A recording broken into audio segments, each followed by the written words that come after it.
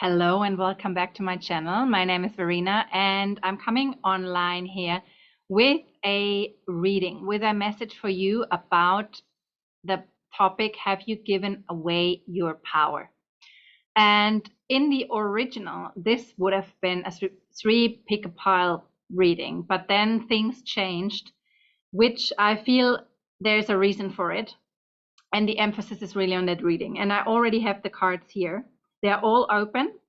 And it is about a situation in regards to your power. And the first card which came out today was Bridget. Bridget with inner strength. Move back to wholeness. Recognize that you have the power. And she's holding a bowl of fire in front of her heart. So it's like reigniting that, like, yeah, the fire of your soul, the fire of your heart, remembering who you really are and not allowing others to sort of dominate is maybe not the completely right word, but to go over you. I don't know if that's the right word, but I hope you know what I try to say. It's about you. It's about you putting up your boundaries when something is not right for you, and really authentically stepping up and making clear who you are. And I asked in which area of your life this this important event actually will take place. And what came out was the seventh house, which is the house, of our relationships, of our partnerships. Yeah, it's all about how do I relate to others. It's ruled by Venus, Venus, the planet of love, beauty, diplomacy. So it could be that this is about a relationship, in a romantic relationship, or really a relationship at work where you for far too long made yourself smaller than you are, and but not a day longer. And what we have here is the first card, the Four of Swords came out. I'm going to show you the first row. The second card, the King of Pentacles, and the third card was the Nine of Pentacles. What I got from that it's like for far, so you're like in like a pause mode right now, and like time out zone, to take a moment to really reflect on the last couple of months or even years you've been going through this situation where you, and you can see it in this window where the one person sort of is begging the other. What I'm getting from this is that you made yourself small, sort of dimming your light, not wanting to stand out because you were scared of not being good enough, doubting yourself. And that person, this King of Pentacles, helped, sort of supported that feeling of yours, maybe not in even a conscious way. Maybe it's just your and his energy in interaction with each other, that he reminds you of an authority figure in your childhood, like maybe a father figure or somebody where you always felt you're scared, you're not reaching up to their expectation. So this man, it could be a earth sign, Capricorn, Taurus, or Virgo, a very dominant authority person, sort of very strict and focused, strict, determined. He wants to build something up. He's not so much talking about feelings or something. He could very well be a businessman, self-employed. He has built something for himself. And yes, for a longer time, you felt you're not seen by this man. Maybe he promised you, like, let's talk about business for a moment. Maybe it was promised to you that you get a promotion, but it never happened. So it's about really now. And then we have the Nine of Pentacles. This is a woman who knows who she is. She's there with all her pentacles. She worked hard for that. She's in her garden. She's nicely dressed. It's like grapes are around her, a sign of abundance. So she's living a wholesome and abundant life. And it took her, there's a little snail. I'm seeing that it took her a while to get here. It wasn't from one day to the other that she was very successful. But she, like, you are called to be this woman. You are called to see your harvest, to see that you've planted seeds, that you worked hard, and that you are actually someone. and you have all it takes. And this bird sort of, his eyes are closed.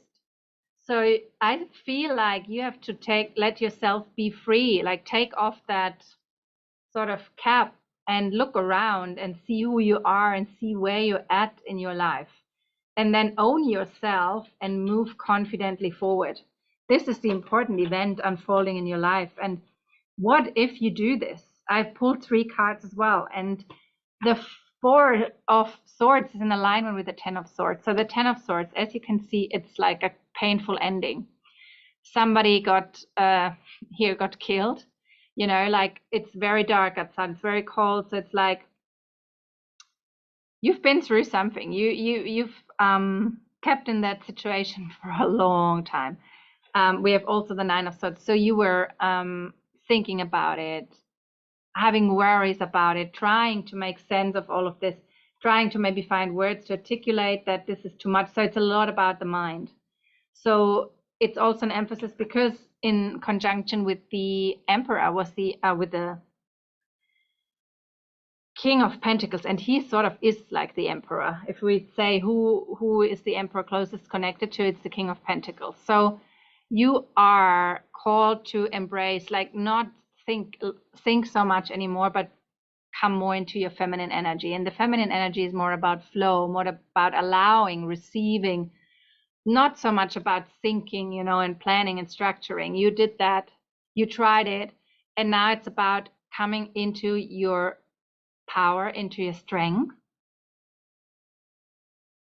and starting to magnetize, to be magnetic, to be receptive. But look, she has like a scepter, like something, and she's like, no, you don't do that with me. You don't treat me like that. I am the Empress. I know who I am. And she's also wearing a green dress, like Bridget. So it's like, it's not and red. It's not a forceful action. So it's actually, red is the root chakra and green is the heart chakra. It's about finding your roots, connecting to your roots, and then step into your power, but in alignment with your heart and not only with the solar plexus, which is our sort of connection to purpose and power. It's about filtering that fire, which is the solar plexus, through the heart. Yes, otherwise you burn yourself. So reigniting that fire, so it basically sets your heart free, and combining this too, because sometimes we think we have to be forceful to achieve our goals, to gain and to earn respect, but it's actually not. A lot of times in my life I observed people who didn't say a lot. You don't need to say a lot to be respected. And I want to get better in that. It's about your presence. It's about what people feel when you're around. They feel if they can push you over. They just feel it. It's like a dog who sniffs that you're fearing him.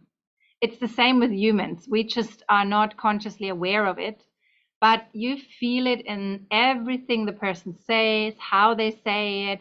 You feel it in their body language, in their energy, how they sit, how they stand, how they come into the room. Their presence speaks more than thousands of words. So you are actually called to step forward and not a day longer make yourself small. And that's a very, very important event in your life. And what I'm feeling from that, it will recreate or create a lot of beautiful connections, because then you're authentical. You're not hiding an aspect of yourself anymore in the shadow because you're scared you get rejected or abandoned. You basically own who you are, fully embody all parts of yourself, and then move confidently forward. And if somebody cannot deal with it, then just let them go. Sometimes people come and sometimes they go. It's life. And sometimes it's hard and we want to have them around for forever. But that means we need to limit ourselves, because if we would allow ourselves to fully step into our power, they would be gone. And you are called to be sad if somebody's leaving. Of course, be sad. allow that feeling to rise up. But know that whoever is meant to be in your life, whoever loves you dearly, they can deal with the full spectrum you. Yeah, that's it. That's what I have to say for you today. I hope that helps you out. I hope that gave you so much clarity and so much power to step into that version of yourself. And if you want some more guidance, some deeper clarity, please don't hesitate to reach out for a private reading. Send me a message. Other than that, I'd love you to give this video a thumbs up and subscribe to the channel so you never miss a reading. And I'm looking forward to seeing you very, very soon. Bye bye.